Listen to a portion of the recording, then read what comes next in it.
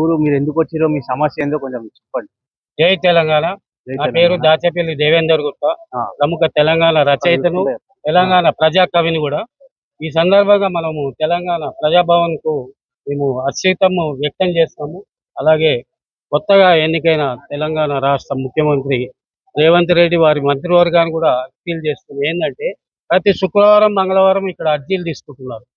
Assembly సమావేశాలు పక్కన పెట్టండి, ఆ టైంలో పక్కన పెట్టండి.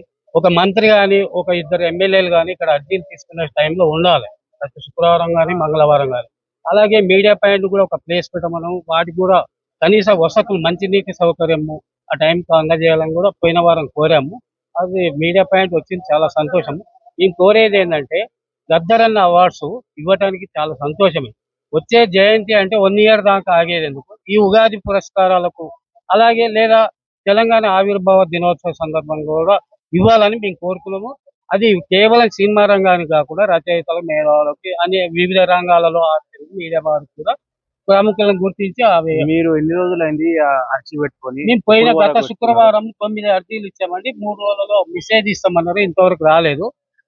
గత 2 నెలల కింద కూడా మేము అర్జీలు ఇచ్చాం, 3 రోజులకే మెసేజ్ వచ్చేది.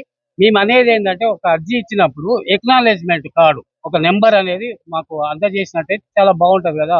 ఎందుకంటే ఇప్పుడు ఎవరికి ఇచ్చావంటే ఎవరికి సమాధానం ఉంటుంది? ఒక నెంబర్ కానీ ఒక అప్లికేషన్ సిస్టమ్ కానీ ఒకటి ఉండాలి. అదొకటి అక్నాలెడ్జ్మెంట్ ఇవ్వగానే సరిపోదు, దానికి గడువు ఒక నెల లోపల 10 రోజుల లోపల దానికి మెసేజ్ అనేది ఓన్లీ అప్లికేషన్ ఇచ్చినట్టు కాకుండా వారికి 10 రోజులకు నెల రోజులకు దానికి ప్రీవియస్ ఇంప్రూవ్మెంట్ అనేది తెలియజేయాలి. ఇప్పుడు మరి ఈ గవర్నమెంట్ కి మీరు ఏం చెప్పాలనుకుంటున్నారు? ఈ గవర్నమెంట్ కి మేము చెప్పేది ఏంటంటే గద్దరన్న అవార్డ్స్ ను ఈ ఉగాదికి కానీ లేదా మన తెలంగాణ ఆవిర్భావ దినోత్సవానికి ఇవ్వాలని కోరుకున్నాము.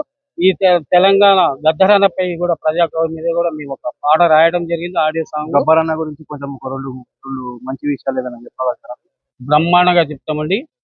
గదరన్న పాటలోన గరీబోళ్ళ మాట ఉంది, గదరన్న పాటలోన గరీబోళ్ళ మాట ఉంది, గదరన్న యాసలోన తెలంగాణ భాష ఉంది, గదరన్న యాసలోన తెలంగాణ భాష ఉంది, గదరన్న పాటలోన గరీబోళ్ళ మాట ఉంది, గదరన్న యాసలోన తెలంగాణ భాష ఉంది. ఎవరు ఎవరు ఎవరు గద్దరన్న ఎవరు? అరే గద్దరన్న ఎవరు? Telangana legend, Telangana legend. మన గద్దరన్న చూడరు, హై మన గద్దరన్న చూడరు. జై గద్దరన్న, జై జై గద్దరన్న, జై గద్దరన్న, జై జై గద్దరన్న. ఈ సూర్య చంద్రులున్నంత కాలము నీ పాట నీ మాట ఉంటది, ఈ సూర్య చంద్రులున్నంత కాలము నీ పాట నీ మాట ఉంటది. జై గద్దరన్న, జై జై గద్దరన్న, జై గద్దరన్న, జై జై గద్దరన్న. గద్దరన్న పాటలోన గరిబోల మాట ఉంది, గద్దరన్న యాసలోన తెలంగాణ భాష ఉంది.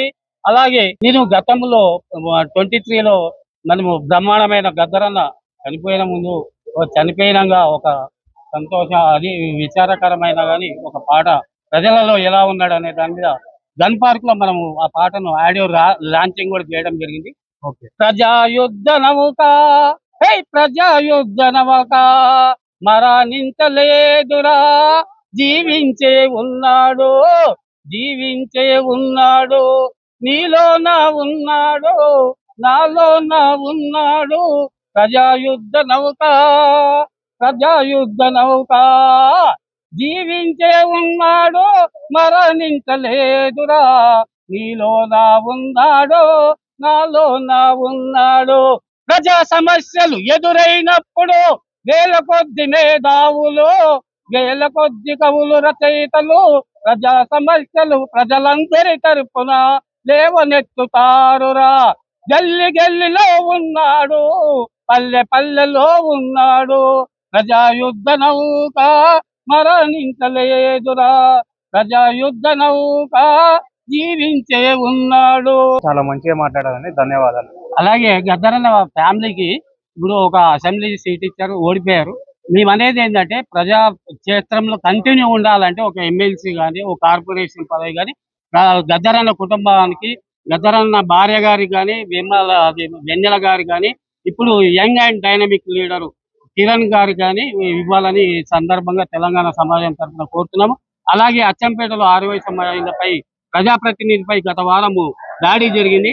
దాని మీద మీరు ఖచ్చితంగా వీలైనంత తొందరగా చర్య తీసుకోవాలని మా సై న్యూస్ తరఫు నుంచి కూడా అదే కోరుకుంటున్నాం. కార్పొరేషన్ వీలైనంత తొందరగా ఏర్పాటు చేయాలని కోరుతున్నాం. జై హింద్.